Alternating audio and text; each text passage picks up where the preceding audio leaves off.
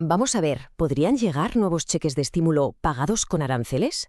Pues hoy vamos a desgranar todo el revuelo que se ha montado en torno a esta propuesta, que es bastante sorprendente, y sobre todo los obstáculos a los que se enfrenta. Vale, vamos al lío. De un debate político reciente ha salido una pregunta que, la verdad, es bastante tentadora.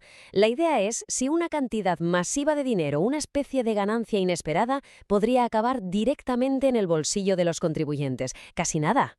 Y la cifra que ha puesto todo esto patas arriba es, es que es enorme, 300.000 millones de dólares. Ojo al dato, ese es el superávit que se calcula que se podría sacar de los aranceles para el año 2025. Claro, con una cantidad así sobre la mesa, un analista no ha tardado en proponer qué hacer con ella. La propuesta la ha lanzado el analista Larry Kudlow, y es de lo más sencilla y directa. Su lógica es, a ver, en lugar de que el gobierno se quede con todo ese dineral, ¿por qué no se devuelve directamente a la gente? O sea, en forma de cheques. Pero claro, como era de esperar, esta idea de empezar a repartir dinero se ha topado de frente con una respuesta política mucho más, digamos, prudente. Y es que la prioridad para algunos no es enviar cheques, para nada. Es atacar un problema que consideran mucho más gordo, la deuda nacional que no para de crecer. Y es que antes de que se pueda siquiera pensar en enviar un solo dólar, hay un obstáculo legal gigantesco. Y no uno cualquiera, sino uno que implica al tribunal más alto del país.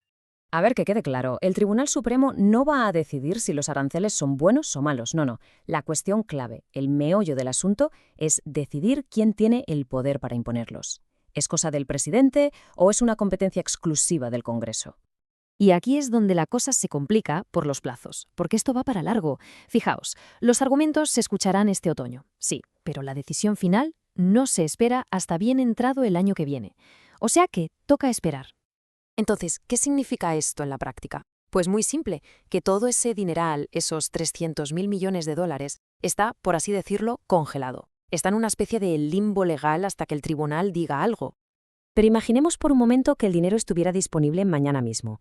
Aún así, nos quedaría otra gran pregunta por responder. ¿De verdad necesita la economía este estímulo ahora mismo? Y aquí es donde el debate se enreda todavía más, porque da la sensación de que estamos hablando de dos economías que van por caminos totalmente distintos. Por un lado tenemos la visión optimista, la que dice que todo va viento en popa. La esperanza a nivel político es que ciertas medidas estén creando lo que llaman un boom de la clase trabajadora. Ya se sabe, más empleos, mejores sueldos, algo que históricamente siempre viene bien al gobierno que está en el poder. Sin embargo, si rascamos un poco la superficie y miramos los datos de algunos negocios superpopulares, la historia que cuentan es muy, muy distinta. Una historia que de hecho apunta que hay problemas justo en esa clase trabajadora que en teoría está en pleno auge. Vamos a ver un ejemplo concreto. Chipotle. A primera vista parece que les va bien, porque sus ingresos totales suben. Pero, ojo, la clave está en otro dato. Las ventas en las tiendas que ya existían han caído un 4%. ¿Qué nos dice esto? Pues que el crecimiento viene de abrir locales nuevos, no de que la gente vaya más a los de siempre. Y si miramos a The Cheesecake Factory, la cosa es todavía más clara, o más cruda, mejor dicho. La empresa, simple y llanamente, no tiene suficiente dinero en caja para pagar sus facturas. Y lo que es peor, no está generando efectivo lo bastante rápido como para tapar ese agujero. Y no son casos aislados, es un patrón que se está repitiendo. Pasa con empresas como Dave & Buster's. Hacen reformas caras, suben los precios un montón para compensar. ¿Y qué pasa? Pues que su clientela de toda la vida, la gente normal, simplemente deja de ir. Es como una rebelión silenciosa contra los precios altos.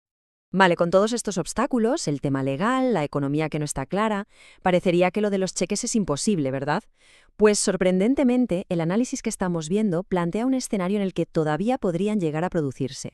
Y le ponen hasta una probabilidad, un 30%. A ver, no es altísima, desde luego, pero tampoco es un cero.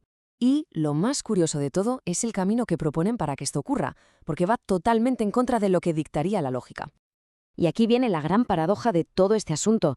Los cheques no llegarían como premio por una economía fuerte, sería justo lo contrario. Se convertirían en una herramienta política, casi un último recurso si la economía empieza a flaquear de verdad y la presión de las elecciones se echa encima. Todo esto nos lleva al final al conflicto central, a la gran historia que hay de fondo en todo este análisis, esa desconexión brutal que parece existir entre lo que pasa en los mercados financieros y lo que vive la gente en su día a día. Es la historia de dos economías. Por un lado tenemos la bolsa, que está en máximos históricos, que está arrasando. Y por el otro lado tenemos la economía de la calle, la del consumo, donde muchísima gente lo está pasando mal y donde negocios muy conocidos están sintiendo el golpe de verdad. Así que todo esto nos deja con una pregunta final, una para darle vueltas. ¿Cuál de estas dos economías es la que cuenta la historia real? Porque la respuesta podría determinar no solo si al final hay cheques o no, sino algo mucho más grande, el rumbo que tomará el país.